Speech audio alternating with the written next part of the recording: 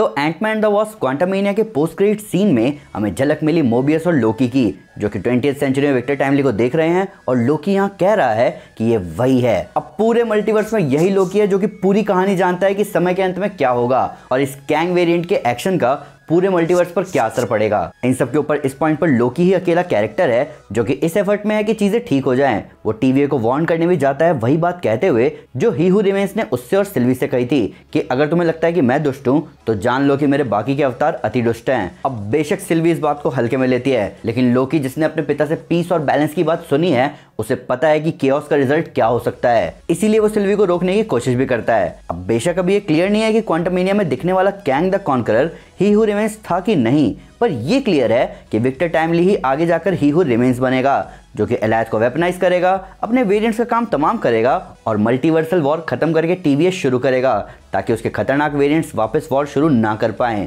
हम ये भी नोटिस कर सकते हैं कि ही हू रिमेन्स भी विक्टर टाइमली की तरह चश्मा पहना करता था। अब इस बात के साथ अगर हम ये बात भी कंसिडर करें कि कैंग द कॉन्करर ही विक्टर टाइमली और ही हू रिमेन्स है, तो इस हिसाब से हमें क्वांटममेनिया में पता चला कि कैंग एक मिशन पर है। कैंग ने बहुत सारी तबाही देखी है और उस सब कुछ जीतकर कॉन्करर बना, पर उसकी बात कभी सीधे सीधे सामने आई नहीं कि वो ये सब किस लिए कर रहा था, मल्टीवर्सल वॉर रोकने के लिए या रवोना के लिए। क्योंकि जैसा कि हमने कैंग की कॉमिक बुक स्टोरी में देखा है कि उसका सबसे बड़ा एम सब कुछ कॉन्कर करना नहीं बल्कि रवोना को पाना था, जो कि उसके लिए पूरे मल्टीवर्स में इम्पॉसिबल था।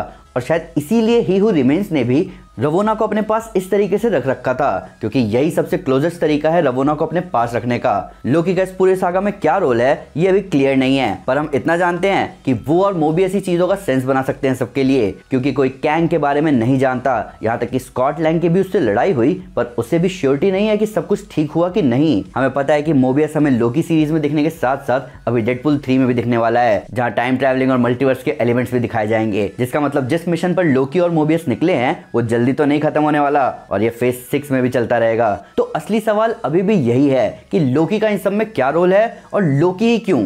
लोकी कोई हीरो नहीं है, वो विलन था जिसका सबसे जबरदस्त कैरेक्टर आर्क हमने विटनेस किया फेज 1, 2 और 3 में, और लास्ट में वो थैनोस के हाथों मारा गया। पर फिलहाल हम जिस लोकी को इस पूरे मल्टीवर्सल पंगे में देख रहे हैं उसने कोई बुराई से अच्छाई का रास्ता नहीं पकड़ा। वो सीधे सीधे न्यूयॉर्क की बैंड बजाकर TVA के हत्थे चढ़ा, तो लोकी ही क्यों? तो शायद यहाँ जवाब आता है लोकी का ग्लोरियस पर्पस। लोकी हमेशा से अपना ग्लोरियस पर्पस ढूंढता रहा। वो ये मानता रहा कि वो सबसे ऊपर है और सब उसके गुलाम हैं। वो ये भी मानता रहा कि 9 रियल्स को वो अपने सीधे साधे भाई थॉर से तो बेहतर ही रूल कर सकता है। पर TVA में आकर उसे पता चला कि यहाँ मामला इतना सिंपल नहीं है जितना वो आज तक समझता आ रहा था। इन्फिनिटी स्टोन्स, मैजिक और एसगार्ड से भी ऊपर कुछ है, और जब उसे सब समझ आया तब उसके होश उड़ गए, प्लस उसे अपने ही वेरिएंट से लगाव भी हो गया। ये बहुत अजीब था, पर यही तो अपन एक्सपेक्ट करते हैं लोकी से, ना कि कोई हीरोइक वाइब। इन्फिनिटी सागा यानी कि फेज 1, 2 और 3 में कुछ ही लोगों को हल्की फुल्की भनक थी कि कुछ बहुत भयंकर सबका इंतजार कर रहा है और उन्हें तैयार रहना है उसके लिए। Tony Stark age of Ultron से ही सबको बोल रहा था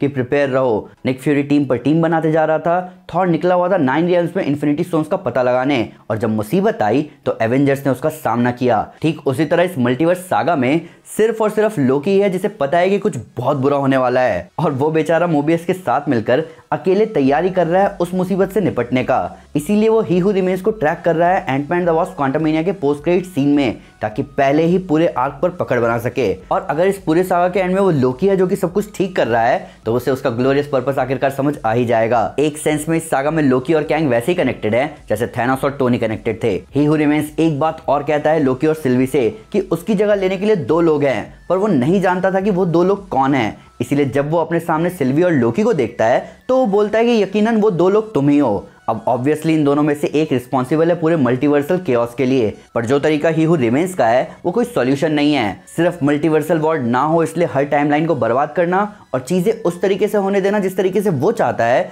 ये बहुत लेजी सॉल्यूशन है। और नो डाउट इसके एंड में ही हू रिमेन्स थक गया और लोकी और सिल्वी को कंट्रोल देने की बात कही, पर अगर लोकी और सिल्वी नहीं तो 2 लोग कौन होंगे जो यहाँ ज्यादा बेटर ऑप्शन लेकर आएंगे, जिसमें इनोसेंट लोग बच जाएं और टाइमलाइन भी खराब ना हो और मल्टीवर्सल वॉर भी रुक जाए। तो दोस्तों अगर आपको वीडियो पसंद आए तो इस वीडियो को लाइक और शेयर जरूर करें। वैसे कई सारे सुपर कंटेंट के लिए हमारे चैनल को सब्सक्राइब करना ना भूलें। Thank you guys, this is Aman Sinha and you are super. Piece.